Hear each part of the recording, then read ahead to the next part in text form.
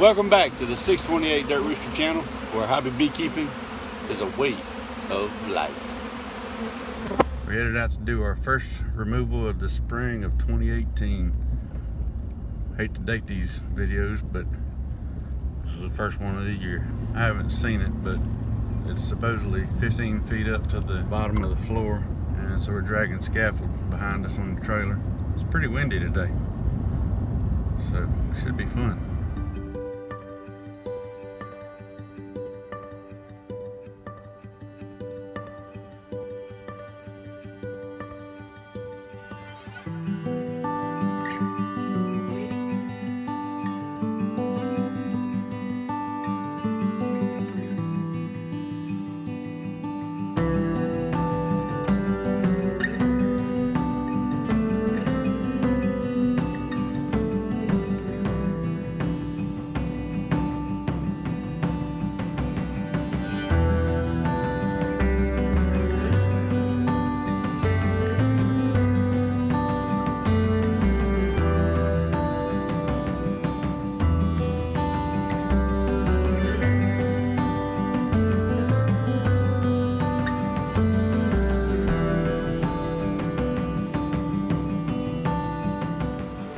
This is going to be a big hive.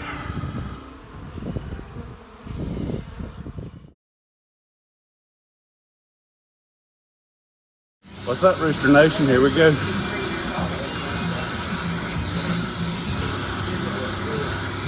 Got to look fresh for the new year. Oh, we're looking all freshy like Mr. Ed. What do you say? Let's start off 2021 with some video from 2018. Why the heck not? I was looking at old video last night trying to figure out what I wanted to edit. I was like, you know, that's kind of interesting, some of this old stuff. I didn't shoot complete movies on it, but maybe I can make something out of it. Hope you enjoy it.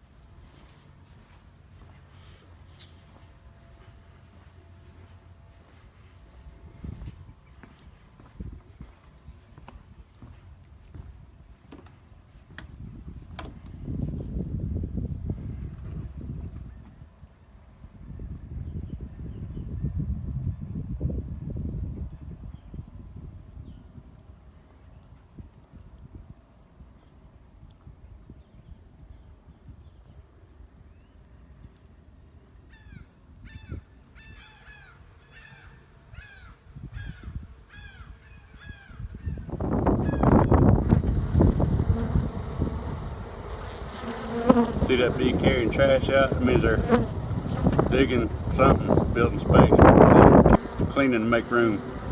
All this pollen that's coming in, I'll back up and let some of them land. All that yellow on their legs, this pollen to build for the babies.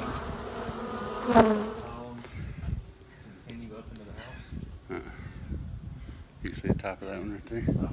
There's some framing that goes up in the house. I don't know how it's tied in, but the block stops right there. With what we've got, I can't reach them, so I might have to run a scissor lift. Right now it's not looking good.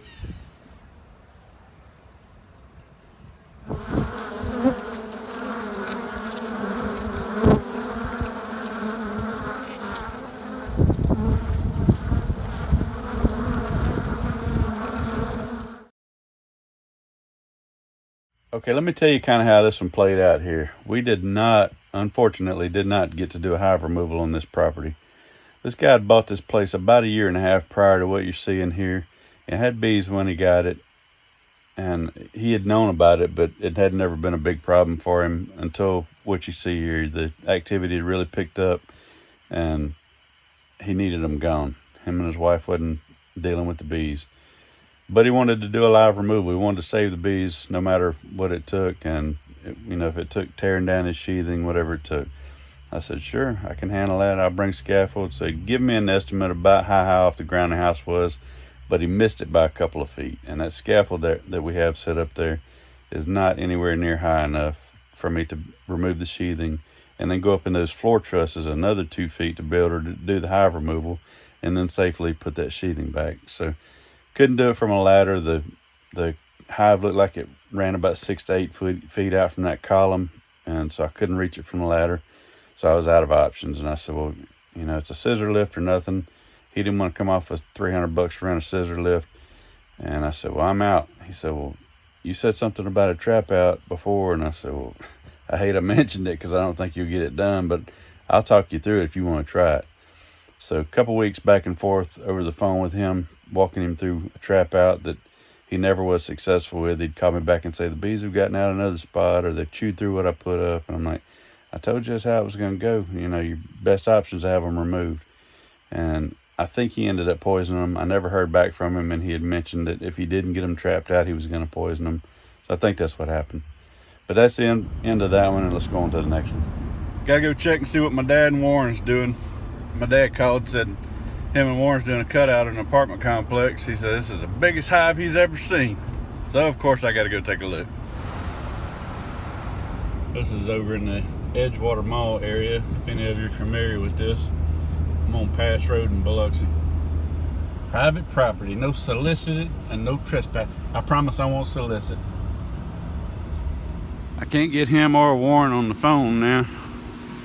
And I don't know which apartment they're in, so I'm gonna walk around the building real quick and see where I see bees, and then I'll know what apartment he's in.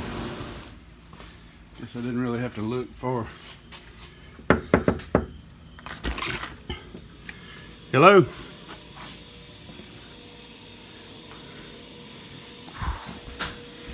Somebody's got a cat. I smell it.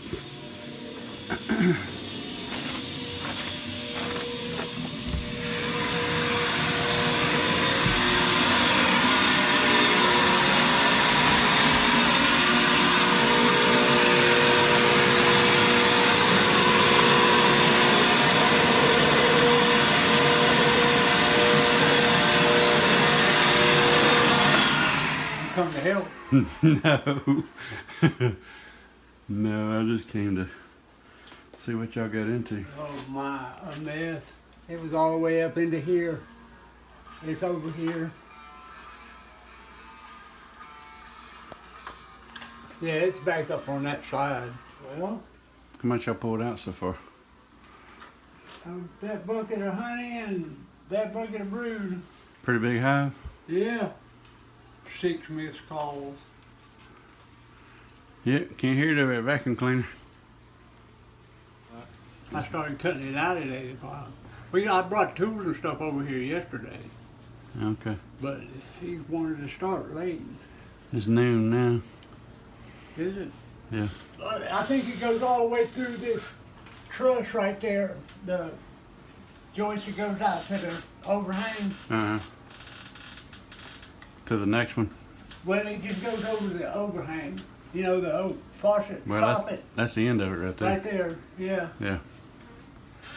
But it goes through this one, so I'm sure on that down that way, it's on over that way too. It's tough working around all them pipes and stuff. Ain't it though? Look at them. Watch where you step going out here, please. Yeah, I know. Not on the carpet. Yeah. This stuff's got honey all over it, and it will get in the carpet, and I can't afford to pay no carpet. I ain't doing Well, that was kind of a messy one.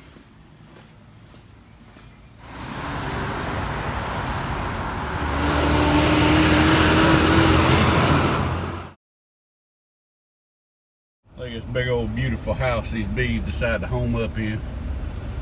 Fixing to take them out of an upstairs bedroom wall. We're just now getting into a hive. We've been working on this since, I don't know, a couple hours. I burned up a couple blades. Had to make a trip to Lowe's to get some more blades. It's full 1-inch heart pine, 120 years old. The house was built in 1899, I believe. Hard as a rock. So we're, I don't know, 2 hours in. We're just getting into the hive. There's a stud is 4 inches back here. We're on a stud on this side, and just piles of honey. Thomas is fixing to dig into the honey. Yeah. Thomas, I don't know, he's volunteered. We don't know yet if that's going to happen. The hive extends beyond the wall into the attic, as far as we know.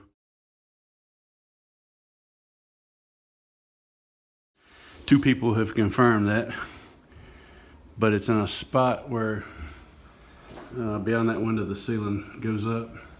It's in a spot where I probably can't physically get, and because of the way the house is built, I probably won't be cutting the ceiling either, although I gouged it. But we're deep into honey, and we've cut a little bit of it. As we cut through, it's kind of running down the wall a little bit. As you can see, we've got things taped off to prevent honey from running all on the floor. And we're about to go up a little further.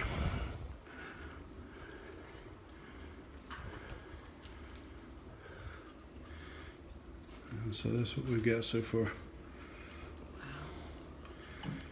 Just as you can see, full 1-inch heart pine, rockwood. You got your honey buckets ready? Wow, I didn't expect it to look like that. Yeah, I couldn't get yours off, so I just brought you mine. Okay. With a fresh blade. Those combs, probably, each one of those lower sections is probably a pint and a half to a quart of honey. And so, a couple pounds a piece. Look at them. 2 or 3 pounds a piece.